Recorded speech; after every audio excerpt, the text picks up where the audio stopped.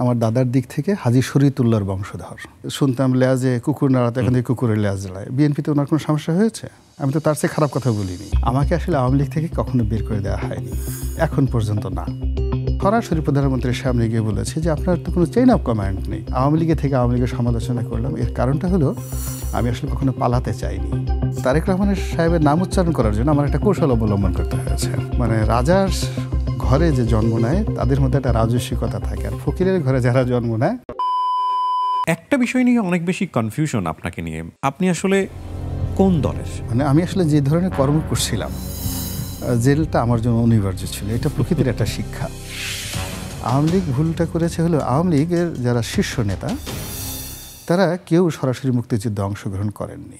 আমি সালমান এফ রহমান সাহেবকে গালি দিতে পেরেছি। এই স্ট্যান্ডটা কি বুঝে শুনেই বেছে নিয়েছিলেন ফর ইউর সেফটি? রাইট। ও আপনাকে টার্গেট করবে এবং ও টার্গেট করার পরে যখন আপনি বিপদে পড়বেন কেউ আপনার পাশে আসবে না। এখানে পাকিস্তানের একটা বিরাট ভূমিকা আছে। ভারতে যেটা হয়, ভারতে কিন্তু দুটো জাতীয় সঙ্গীত আছে। এই জাতীয় সঙ্গীতের বিষয় নিয়ে আমার প্রশ্ন ছিল, আপনি অনেক লম্বা একটা ব্যাকগ্রাউন্ড টানলেন, মানে আসলে বলতে চাচ্ছেন কি? পৃথিবীর সেই জাতি সবচেয়ে সভ্য যারা চিন্তার জগতে পরিবর্তন আনতে পেরেছে। এত বড় পরিবর্তন মানুষের জীবনে কোনো বিশ্ববিদ্যালয় দিতে পারে না। সো মানুষের জীবনে পরিবর্তন আনার জন্য মাঝে মাঝে জেলে যাওয়া উচিত। আসসালামু আলাইকুম প্রিয় দর্শক, আপনাদের সবাইকে আমন্ত্রণ জানাচ্ছি all time milk bread presence the RG Kibria শোতে। আপনারা দেখছেন নেক্সাস টেলিভিশন এবং আমাদের এই অনুষ্ঠানটি একযোগে আমাদের সোশ্যাল মিডিয়া, ফেসবুক এবং ইউটিউবেও আসছে। আজকে যাকে আমি অতিথি হিসেবে পেয়েছি, বাংলাদেশের সব মানুষ তাকে চেনেন। রাজনীতির অঙ্গনে তিনি খুবই সুপরিচিত একজন মানুষ। সাম্প্রতিক সময়ে অনেক আলোচনা সমালোচনা হচ্ছে তাকে নিয়ে, এবং একই সাথে সোশ্যাল মিডিয়াতে আমার চোখে দেখা খুবই অ্যাক্টিভ একজন পলিটিশিয়ান। আপনাদের সবার পছন্দের, কারো কারো অপছন্দের ডেফিনেটলি, গোলাম মাওলা রনি। আপনি আমার ইউনিভার্সিটির বড় ভাই। আমি আড্ডাটা একটু খুব মন খুলে দিতে চাই আপনার অনুমতি নিয়ে। তার আগে আপনি বলেন আপনি কেমন আছেন? আলহামদুলিল্লাহ, আল্লাহ ভালো রাখছে। জি, এবং আপনি শারীরিকভাবে কিছুটা অসুস্থ ছিলেন, তারপরেও আপনি আমার অনুষ্ঠানে এসেছেন, সেজন্য আমি কৃতজ্ঞতা বোধ জানাচ্ছি।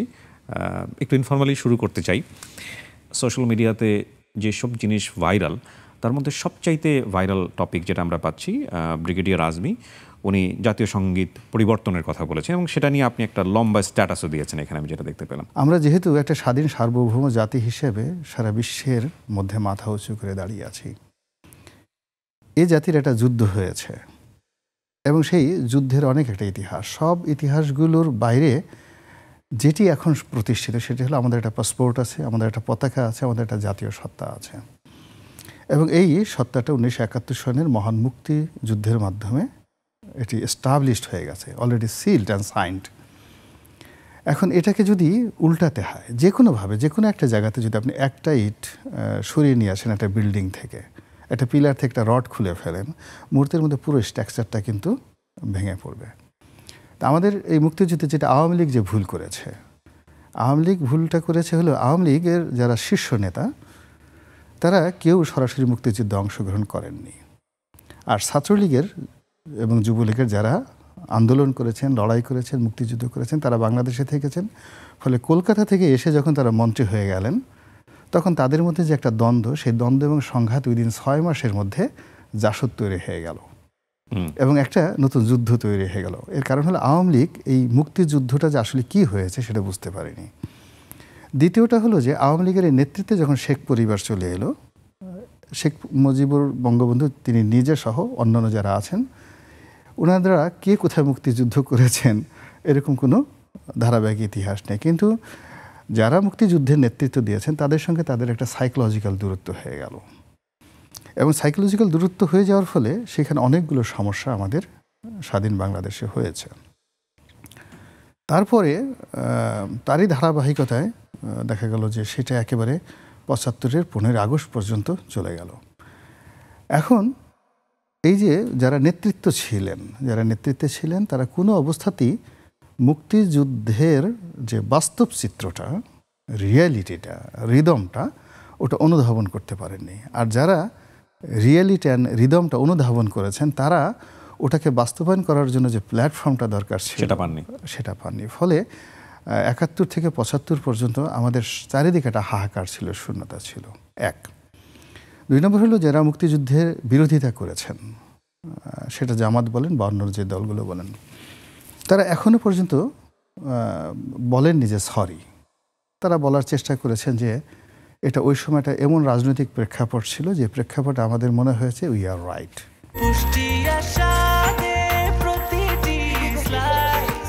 ব্রেকফাস্ট, টিফিন কিংবা স্ন্যাক টাইমে মজাদার আয়োজন মানে অল টাইম ব্রেড। এখন আমরা মেনে নিয়েছি, আমরা বাস্তবতা মেনে নিয়েছি, এটা অনেক উদার নৈতিক যারা আছেন, কিন্তু ওই সময়ের যে কর্মগুলো আছে, ভুল এবং ভ্রান্তিগুলো আছে, তারা কখনো সেই বাস্তবতাটাকে আত্মসমালোচনা বা অনুশোচনার জায়গায় যায়নি। ফলে মুক্তিযুদ্ধ, মুক্তিযোদ্ধা তাদের সঙ্গে এবং মুক্তিযুদ্ধে যারা বিরোধিতা করে তাদের সঙ্গে একটা বিরাট গ্যাপ তৈরি হয়ে আছে। এই বিষয়টি দার্শনিক যারা আছেন, সমাজ সংস্কারক যারা আছেন, তারাও সুযোগ পাননি এটিকে একটা মিনিমাইজ করার জন্য। এখানে পাকিস্তানের একটা বিরাট ভূমিকা আছে। তো পাকিস্তান এখনও পর্যন্ত সরি বলেনি, এবং এই যে বাংলাদেশে যে এখন টার্মাইল অবস্থা, এই সময়টাতে পাকিস্তানের তাদের দেশে হাজারো সমস্যা, বিদ্যুৎ নাই, গ্যাস নাই, তারপরে তারা বাংলাদেশে আসতে চাচ্ছে, বন্যায় সহযোগিতা করতে চাচ্ছে। এই যে অতিরিক্ত তাদের যে আগ্রহ, it's a threat for one nation. Similarly India কী অবস্থা, ইন্ডিয়া বাংলাদেশকে সহযোগিতা করেছে, বাট আমার সিক্স সেন্স বলছে এই সহযোগিতা একটা দেশকে স্বাধীন করার জন্য তারা করেনি, এতে লং টার্মে এই দেশটাকে এটা ডমিনেট করার জন্য করেছে। ফলে আজকের দিন পর্যন্ত ইন্ডিয়ার যারা সাধারণ মানুষ, তাদের যে বাংলাদেশের দেশ সম্পর্কে মনোভাব যে আমরা ওদেরকে মুক্তিযুদ্ধ করে ওদের হাতে দিয়েছি, ওরা কি স্বাধীনতার যুদ্ধ করেছে। তো এইরকম একটা অবস্থার মধ্যে আমাদের যে স্বাধীনতার সার্বভৌমত্ব, আমাদের জাতীয়তাবাদ, এই বিষয়গুলো নিয়ে আমাদের অনেক অনেক কাজ করার বিষয় আছে। কিন্তু দুর্ভাগ্য হলো যে শাসন ক্ষমতার বেশিরভাগ সময় যারা পক্ষে ছিল তারা খুব এক্সট্রিম পর্যায়ে গিয়েছে, যারা বিপক্ষে ছিল তারাও এক্সট্রিম পর্যায়ে গিয়েছে। ফলে আমরা যারা মাঝামাঝি এই দুই পক্ষের মধ্যে একটা সম্মিলন চাচ্ছি, আমি সবসময় মনে করেছি যে এই দেশে আসলে এত লোক মুক্তিযুদ্ধের বিরোধিতা করেছে, তাদেরকে এই দেশ থেকে তাড়িয়ে দিয়ে এই দেশ গঠন করা সম্ভব নয়। আবার যারা মুক্তিযুদ্ধ করেছে সেটা কলকাতাতে বসে দোয়া করুক, আর রণাঙ্গনে মুক্তিযুদ্ধে হিসাবে তারা ফাইট করুক। তো তাদের মধ্যে যদি একটা সামাজিক সম্পর্কটা না থাকে মুক্তিযুদ্ধ বিরোধীদের সঙ্গে, তাহলে এই দেশের যে আলটিমেট উন্নয়ন সম্ভব না। ফলে কী হলো, আমরা 3 বছর, 4 বছর, 5 বছর জাতীয় জীবনে কাজ করেছি, আবার পরবর্তী 4-5 বছর মানে নিজেরা দ্বন্দ্ব সংঘাত করে আমাদের জাতীয় যে জিডিপি, যে উন্নয়ন, সেটা কেমন তলানিতে নিয়ে গেছি। ফলে মর্যাদার যে জায়গাগুলো সারা দুনিয়াতে যেটাকে বলা হয় sustainable development, in terms of education, in terms of humanity, in terms of thinking, আপনি অবাক হয়ে যাবেন যে পৃথিবীর সেই জাতি সবচেয়ে সভ্য যারা চিন্তার জগতে পরিবর্তন আনতে পেরেছে। আমি আমার এই ক্ষুদ্র জীবনে বেশিরভাগ ক্ষেত্রে দেখি যে আমরা চিন্তার জগতে পরিবর্তন আনতে পারিনি। আমাদের চিন্তাটা হলো আমি যেভাবে চিন্তা করছি অন্য কেউ সেভাবে চিন্তা করতে হবে, আপনাকে সেইভাবে চিন্তা করতে হবে যদি আপনি আমার বন্ধু হতে চান। রাইট। সো এই জাতীয় সঙ্গীতের বিষয় নিয়ে আমার প্রশ্ন ছিল, আপনি অনেক লম্বা একটা ব্যাকগ্রাউন্ড টানলেন, মানে আসলে বলতে চাচ্ছেন কি আপনি? প্রথমত হলো যে এই মুহূর্তে এটা খুব সেন্সিটিভ, এটা পরিবর্তনের যে সময় না, মানে সময়ও না, এটা প্রথমত এটা সম্ভবই নয়। ওকে, এটা যখনই এই জিনিসটা করার ন্যূনতম চেষ্টা করা হবে, করার সঙ্গে সঙ্গে দেখা গেল আমাদের আগরতলা যেটা হলো, আমাদের যে মুজিবনগর সরকারের যে গঠন হলো, ওর মধ্যে অনেক আপনি ত্রুটি খুঁজতে চাইলে অনেক ত্রুটি পাবেন। কিংবা এই যে এখন যে গণঅভ্যুত্থানটা হলো, এখন যে সরকারটা পরিচালনা করছে, আপনি যদি এটাকে সংবিধান, পুরো সংবিধান, অ্যান্টি সংবিধান, অনেক বিতর্ক করবেন, কিন্তু বাস্তবতা এটা হয়ে গেছে এবং এটা আমাদেরকে গ্রহণ করতে হবে। তো এখন ওই সময়টিতে জাতিসংগীতের যে জিনিসটা হয়ে গেছে, এখন এটা অনেকে বলছে নকল, অনেকে বলছে এটা বঙ্গভঙ্গ বিরোধী, মানে এটা বাংলাদেশের বিরুদ্ধে করা হয়েছে, মানে এই ভূখণ্ডের বিরুদ্ধে করা হয়েছে, এটা নকল করা একটা সুর, অনেক কথাগুলো বলছে। কিন্তু বাস্তবতাটা হলো এটা গৃহীত হয়ে গেছে, এটা গৃহীত হয়ে গেছে, বাঙালি সত্তার সাথে এটা মিশে গেছে, একেবারে এটা মিশে গেছে। ফলে এখানে বিকল্প কোনো অবস্থাতেই এটা গ্রহণ করা সম্ভব নয়। তবে ভারতে যেটা হয়, ভারতে কিন্তু 2টো জাতীয় সঙ্গীত আছে, হ্যাঁ, 2টো জাতীয় সঙ্গীত আছে, একটা আল্লামা ইকবালের এবং আরেকটা রবীন্দ্রনাথ ঠাকুরের। তো সেক্ষেত্রে এখানে যদি জনপ্রিয় হয়, বিকল্প আরেকটা হতে পারে, কিন্তু এটাকে কোনো অবস্থাতেই বাদ দেওয়া যাবে না। এই চিন্তা করতে গেলে এটা মারাত্মক বিভক্তি চলে রাইট। আমরা সাম্প্রতিক সময় আপনি খুবই সরব, এই সরকারের আপনি খুব শুরু থেকে বিভিন্ন রকমের বিষয়গুলো নিয়ে সমালোচনা করছেন। রাজনীতিতে আসার আগের জীবনটা নিয়ে একটু জানতে চাইবো, একই সাথে আপনার বড় হয়ে ওঠা, এবং আমি দেখলাম যে আপনাকে নিয়ে বিভিন্ন ধরনের কন্টেন্ট ক্রিয়েটররা ইউটিউবেও বিভিন্ন রকমের সমালোচনা করছে।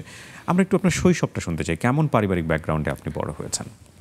প্রথমত হলো যে আমাদের পরিবারে দুটো ধারা আছে, তিনটা ধারা আছে। একটা হলো ধর্মকর্ম ইসলামাইজেশন।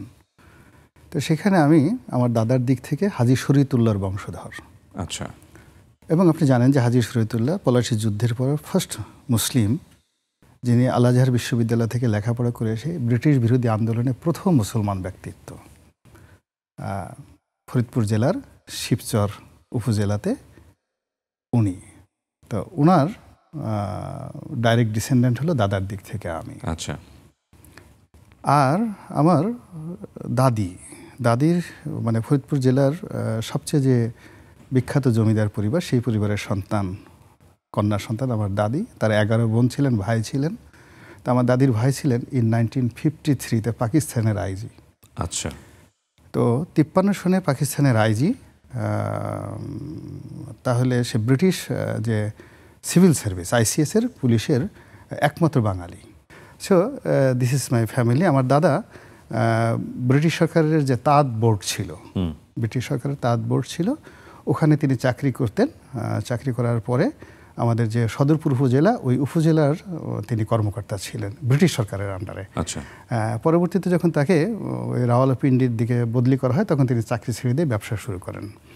তো এরপর দাদার পরে আব্বা ব্যবসা বাণিজ্য করতেন, আব্বার পরে আমি ব্যবসা বাণিজ্য করছি। আর আমাদের যে বাড়িটি, সেই বাড়িটিও ওই যে এলাকাতে মোর দ্যান 300 ইয়ার যাবৎ আমরা একই ভিটিতে আছি ফরিদপুরে। তো এখানে কন্টেন্ট ক্রিয়েটার যারা বলছে, আমার বাবা সুন্দর করে তেল বিক্রি করতেন মাথায় করে করে। শুধু জাস্ট 1% যে মানে যার মামা পাকিস্তানের আইজি থাকে, তার ভাগ্না কেন রাস্তায় গামছা বিক্রি করবে, এটা কি এখন সম্ভব কিনা? মানে at this moment this is a question. 2 নম্বর হলো যে আমার এডুকেশন, আমি ঢাকা কলেজ ইন্টারমিডিয়েট পাস করেছি, ঢাকা ইউনিভার্সিটিতে লতে অনার্স করেছি, মাস্টার্স করেছি, ম্যাট্রিক পাস করেছি, ডিস্ট্রিক্ট ফার্স্ট হয়েছি। ইন্টারমিডিয়েটে অল ওভার দ্য বাংলাদেশে আপনার 9th প্লেস করেছি ঢাকা কলেজ থেকে। ওর পরে আমি ক্রিমিনোলজিতে মানে অপরাধ বিজ্ঞানের উপরে আমি লন্ডন ইউনিভার্সিটি থেকে আবার পড়াশোনা করেছি। মাস্টার্স কমপ্লিট করার পর লন্ডন ইউনিভার্সিটি মানে কি লন্ডনে গিয়ে? হ্যাঁ, লন্ডনে গিয়ে। ওকে।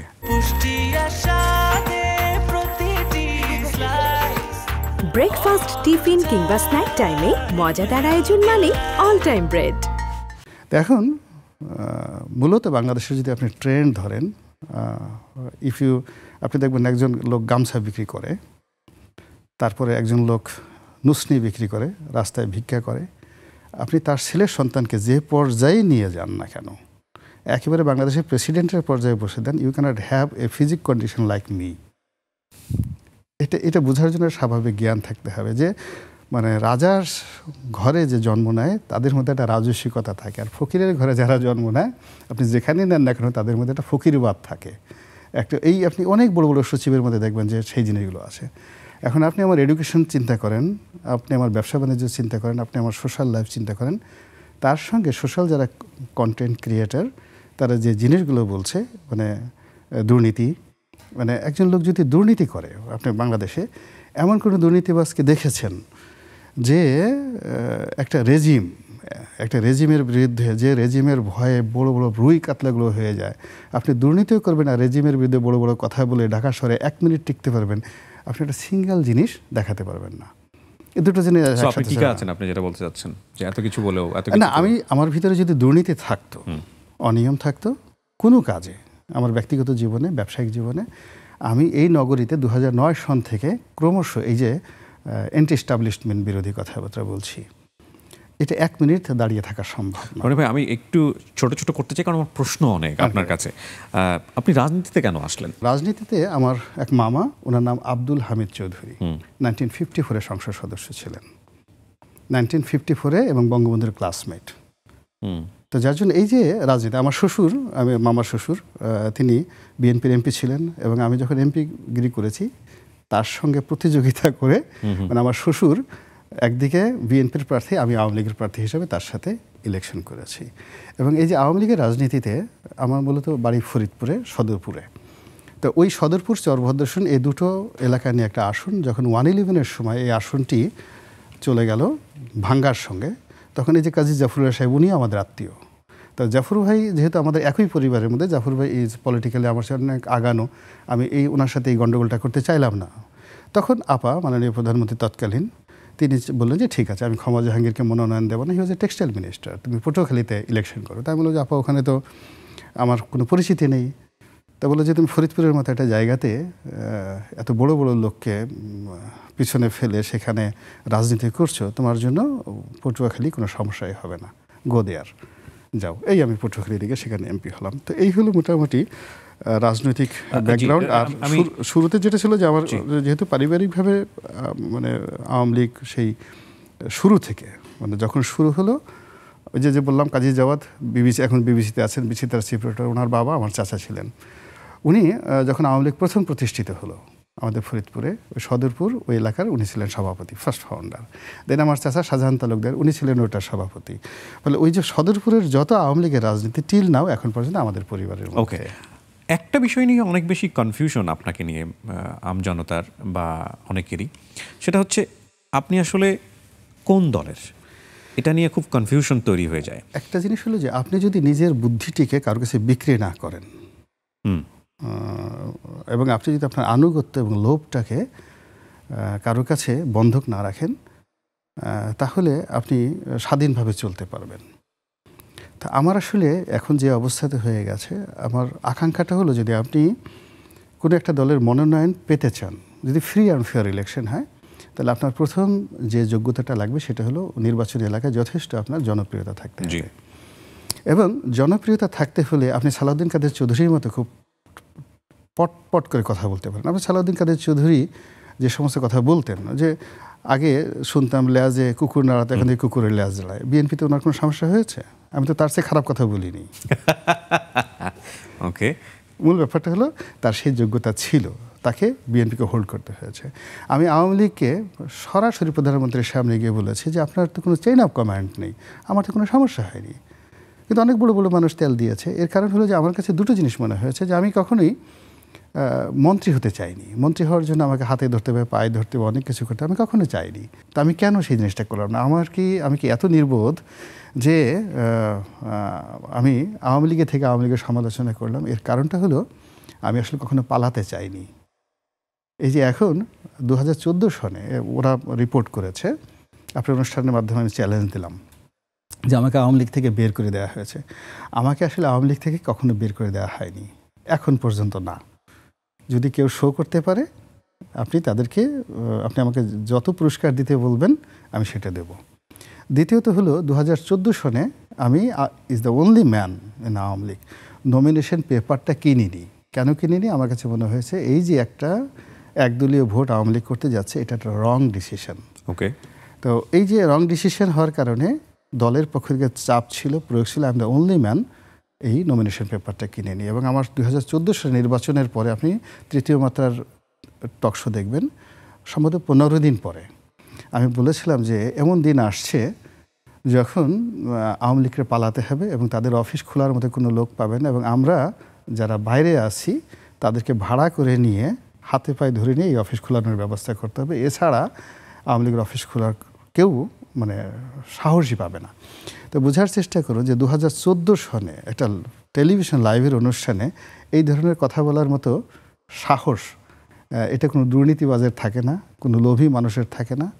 যার বাবা তেল বিক্রি করে, গামছা বিক্রি করে, যারা দেখবেন দরিদ্র অবস্থার মধ্যে থাকে, তাদের সবসময় তাদের মধ্যে একটা হীনমন্যতা কাজ করে। তখন এই যে যারা আমাদের সমাজে এখন হয় কি উন্মুক্ত অনেক কিছু, আমি ইউটিউব করছি, আপনি কন্টেন্ট ক্রিয়েট করছি, এবং যখনই যার হাতে ক্ষমতা থাকছে সে মুহূর্তের মধ্যেই নিজেকে সর্বগুণে গুণান্বিত করে ফেলছে, এবং অন্যকে ছোট করতে গিয়ে তার নিজের যে দুর্বলতাগুলো, নিজের যে পাপাচারগুলো, নিজের যে অসম্পূর্ণতাগুলো, এটাকে সে তুলে ধরছে।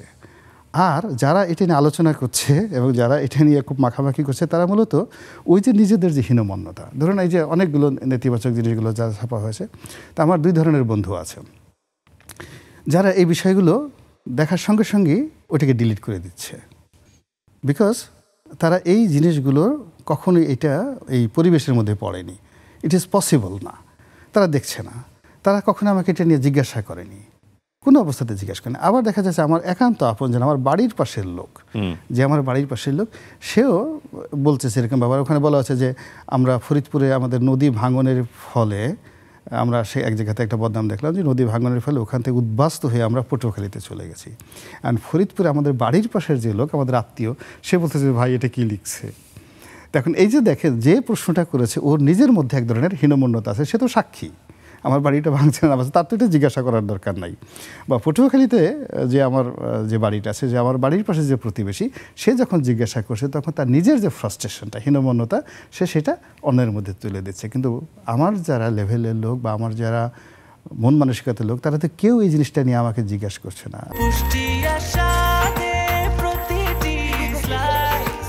ব্রেকফাস্ট, টিফিন কিংবা স্ন্যাক টাইমে মজাদার আয়োজন মানে অল টাইম ব্রেড। আমার যে জায়গাটা ছিল যে আপনি আওয়ামী লীগ থেকে নিজেই বের হয়ে আসছেন, আপনি আপনার বক্তব্যে যেটা বলছিলেন, তো আপনি বিএনপি চুজ করলেন কেন?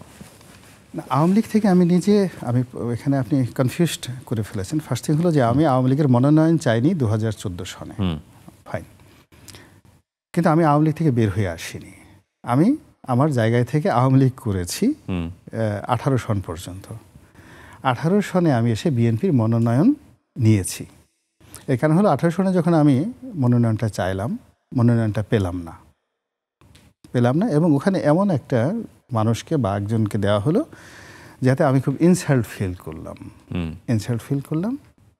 ঠিক ওই সময়টিতে যখন বিএনপির পক্ষ থেকে প্রস্তাব আসলো যে আপনি আমাদের মনোনয়নে ইলেকশন করবেন কিনা, তখন আমি সঙ্গে সঙ্গে সেটা গ্রহণ করে নিলাম। এর কারণ হলো পৃথিবীতে সুযোগ খুব অল্প সময় আসে এবং কখনই কোনো মানুষের উচিত না কোনো সুযোগ হারানো। আপনি স্বতন্ত্র করতে পারতেন, আপনি তো পপুলার ছিলেন।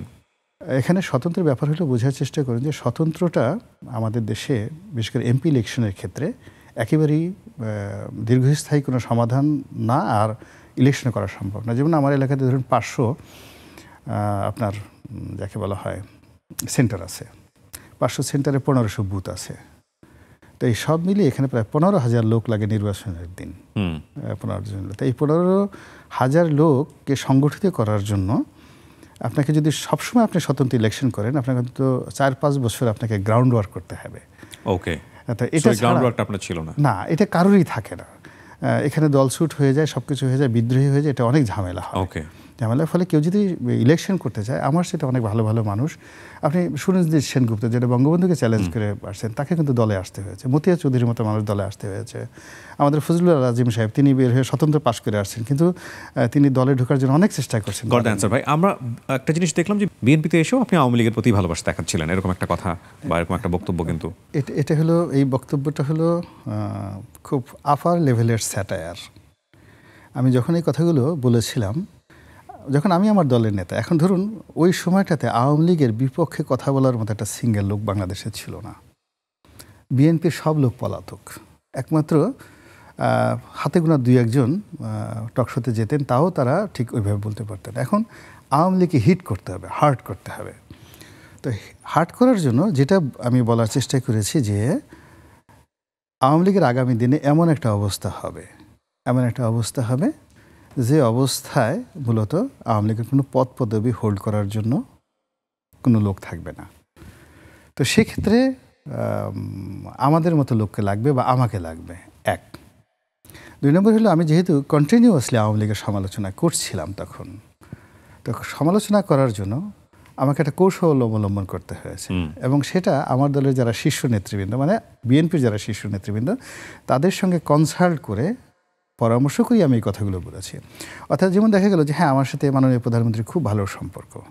তো যখন আমি এই কথাটা বললাম, বলার সঙ্গে সঙ্গে যারা প্রধানমন্ত্রীর যে সকল দালাল ছিলেন, ফুড়িয়ে ছিলেন, তারা চিন্তা করতেন যে তাহলে তো এর বিরুদ্ধে মামলা টামলা করা যাবে না, একে গুম করা যাবে না, যেহেতু একটা ভালো সম্পর্ক আছে, সামহাউ সে এখানে আসে কী করে, টু মেক দেম কনফিউজড, এবং it's a higher level diplomacy.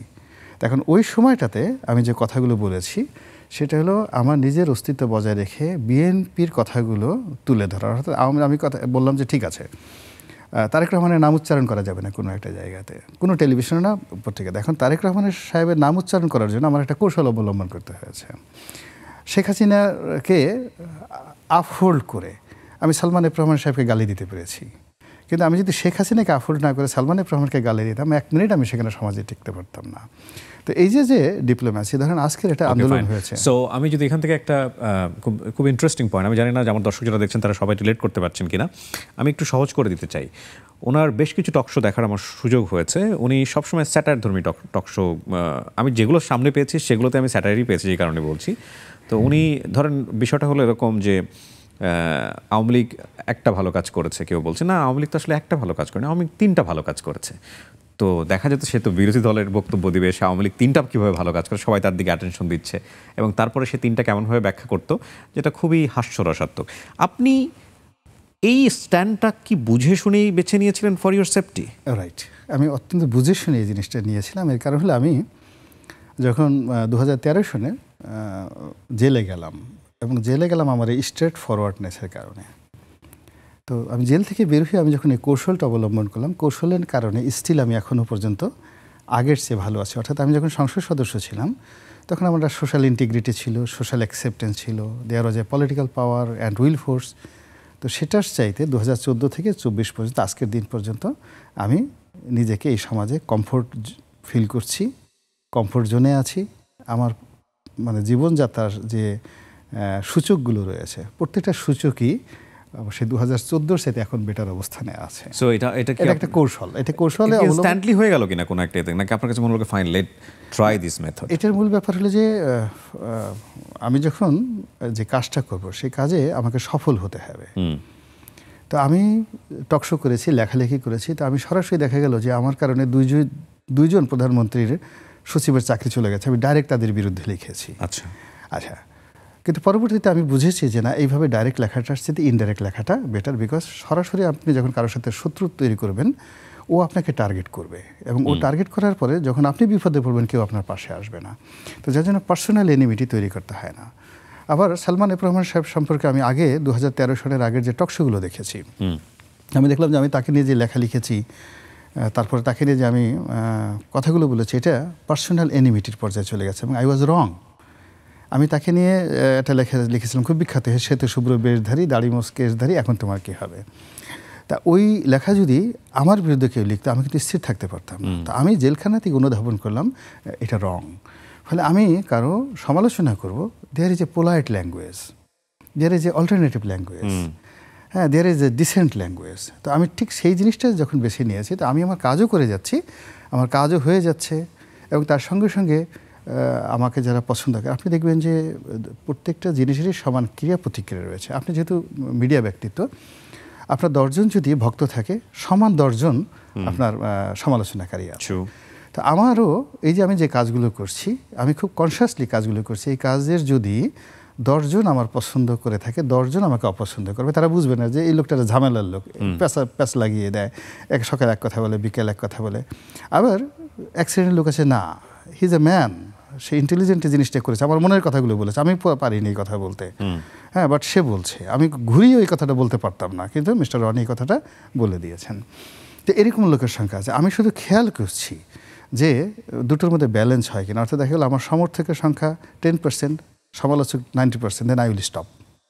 কিন্তু আমি যদি দেখি যে অলমোস্ট 50-50 আছে, আমি তখন পর্যন্ত আমি আমার জায়গাতে আছি। তো আমি এখন পর্যন্ত আমার যে যতটুকু বোধ বুদ্ধি আছে, আমি কোনো সুরক্ষিত জায়গায় থাকি না, আমার কোনো বডিগার্ড নেই, আমার আমি আমার মতো একা একা রাত বিরেতে চড়ি। তা চলতে ফিরতে গিয়ে যখন আমার এই সমাজে আমার কোনো ভয় নেই, আমার হৃদয়ের মধ্যে কোনো ভয় হচ্ছে না, আমি প্রশান্ত চিত্তে চলতে ফিরতে পারছি, আমার কোনো অভাব হচ্ছে না, ব্যবসা বাণিজ্যে কোথাও আমি কোনো ডিফিকাল্টি ফেস করছি না, তখন পর্যন্ত আমি কেন একজন একটা কথা বললো, আমি কেন আমার জীবনের স্টাইল পরিবর্তন করতে যাব? আমার যে বয়স অনুযায়ী আমার বয়সের বেশিরভাগ লোক শুয়ে পড়েছে, আমি এখানে এখনও 10 কিলোমিটার দৌড়াচ্ছি, আমি ডেইলি 18 ঘন্টা পরিশ্রম করছি, আমি এখনও সেই 2001 সনে আমার যে ব্যবসা বাণিজ্য ছিল তার সাথে এই কন্টিনিউয়াসলি আমার ব্যবসা এখন ভালো, আগের সাথে ভালো। আমার বছরে 1% হলেও আমার ইনক্রিমেন্ট রয়েছে। তো এখন একটা লোক 30 বছর যাবৎ কন্টিনিউয়াস ব্যবসা করছি, 91 থেকে এ পর্যন্ত।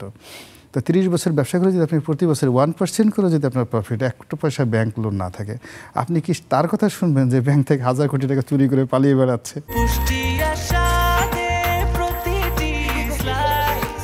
ব্রেকফাস্ট, টিফিন কিংবা স্ন্যাক টাইমে মজাদার আয়োজন মানে অল টাইম ব্রেড। জেলের কথা আপনি বলছিলেন আপনার বক্তব্যের মধ্যে, এটা তো খুব আনএক্সপেক্টেড ছিল, রাইট? না, এটা আনএক্সপেক্টেড ছিল না। মানে আমি আসলে যে ধরনের কর্ম করছিলাম, জেলটা আমার জন্য অনিবার্য ছিল। এটা প্রকৃতির একটা শিক্ষা। যদি আমি ওই সময়টাতে জেলে না যেতাম, তারপর শেষে জেলে যাওয়ার পর আমার কতগুলো আর্ত উপলব্ধি হতো। আমার কাছে এখন মনে হচ্ছে যে আমি যদি ওই সময় জেলে না যেতাম আর এই অবস্থাতে মরে যেতাম, তাহলে একটা মনে হতো একটা শিশু মারা গেল। মানে জেলটাকে এত বড় মহাবিশ্ববিদ্যালয়, একটা বড় মহাবিশ্ববিদ্যালয়। আমার অনেকগুলো বিষয় আমার স্ত্রী নিষেধ করেছেন, আমার বাবা মা নিষেধ করেছেন, ভাইরা নিষেধ করেছেন, মাননীয় প্রধানমন্ত্রী নিষেধ করেছেন, বন্ধুবান্ধব নিষেধ করেছেন, কিন্তু আমি কখনোই সেই জিনিসটা বুঝতে পারিনি। কিন্তু জেলের মধ্যে যাওয়ার পর যখন আমি নিজে নিজে বুঝতে পেরেছি যেটা আমার রং হয়েছে, বিশ্বাস করেন আমি বের হওয়ার পর একটা সিঙ্গেল দিন আমার জীবনে আসেনি যেদিন আমি আমি শপথ নিয়েছি নিজে নিজে এই কাজগুলো করব না, সেই কাজ আমি করিও নাই, চিন্তাও করিনি। এত বড় পরিবর্তন মানুষের জীবনে মানে কোনো বিশ্ববিদ্যালয় দিতে পারে না। সো মানুষের জীবনে পরিবর্তন আনার জন্য মাঝে মাঝে জেলে যাওয়া উচিত। নট জেলে, এটাকে আপনি তানহাই এমন একটা পরিবেশ, এটা বিপদ হতে। জেলটা একটা রূপক করতে ধরেন, জেলের পরিবর্তে আপনি নির্বাসন ধরতে পারেন, পালিয়ে থাকা ধরতে পারেন। এটাকে বলা হয় আরবিতে তানহাই। এই সেম শব্দটা কিন্তু হিন্দিতেও আসছে। যে মারফতের একটা বিখ্যাত কথা আছে মাওলানা জালালউদ্দিন রুমির, যে যখন তুমি দেখবে যে কোনো কিছু মিলাতে পারছো না, জীবনের কোনো কিছু মিলাতে পারছো না, একা হয়ে যাও। তোমার সব কিছু এলোমেলো হয়ে যাচ্ছে, এইটা টান দাও তো ওটা টান দাও, তখন তুমি তানহাই হয়ে যাও, একা হয়ে যাও, এবং একা বসে থাকো, শুধু আর কিচ্ছু করার দেখেন, জাস্ট কিপ কোয়াইট, সব মিলে যাবে হিসাব। তো ওই জায়গাটাতে আমি একাকিত্ব যে আমার সময়টা ছিল, সেখানে আমি বই লিখেছি, ইবাদত করেছি, নিজেকে জানার চেষ্টা করেছি, পাখি দেখার চেষ্টা করেছি, গাছ দেখার চেষ্টা করেছি। অসংখ্য অপরাধী, তাদের মধ্যে র্যাডিক্যাল চেঞ্জ, 10টা মার্ডার করে আসছে, 100টা খুন করে আসছে, রেপ করে আসছে। সেই লোকগুলো জেলখানাতে কীভাবে এসে তাদের জীবনে পরিবর্তন ঘটাচ্ছে। আবার ওখানে গিয়ে কিছু মানুষ পরিবর্তন হয়নি, অপরাধ করে এসে আবার সে প্রতিক্রিয়া করছে, বের হয়ে আরও কাজ করবে। জেলখানায় বসে বসে সে গাজার ব্যবসা করছে, ওখানে বসে সে সেই সুইডেনের আসলামের মতো লোকজন সে আন্ডারওয়ার্ল্ড করছে, কিলার আব্বাসের মতো লোক আন্ডারওয়ার্ল্ড নিয়ন্ত্রণ করছে। তো এই জিনিসগুলো আপনি বাইরে বসে দেখতে পারতেন না।